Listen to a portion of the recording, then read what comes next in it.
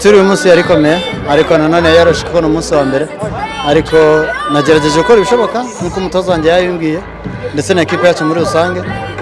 Ejo ni umunsi ukomeye ntekereza ko ari akazi katoroshe kugira ngo dupozisiyone abakinnyi bacu ariko byose twifashijwemo n'Imana n'abanyarwanda badushyigikiye turizera ko bishoboka.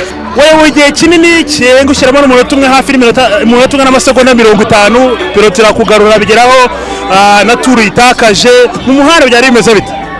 Byari bigoye ariko n'ubundi biba bigomba guhora bigoye kuko n'isiganwa ni uguhangana. Nagerageje koko bansanze muri metero 2 ariko I hope nta kosa ryo kugerageza n'ejo nzongera ngerageza.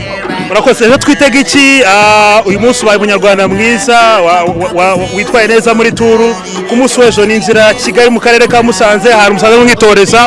Abanyarwanda bitegeye iki ku munsi w'ejo kuwa kabiri?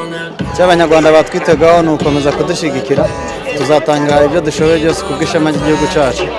Ntekereza ko ntacyo tuzaziga, ibyo tuzabaha azaba ari byo dufite kandi ndizera ko tuzatanga ibishoboka kugira ngo tugere ku cyo twifuza.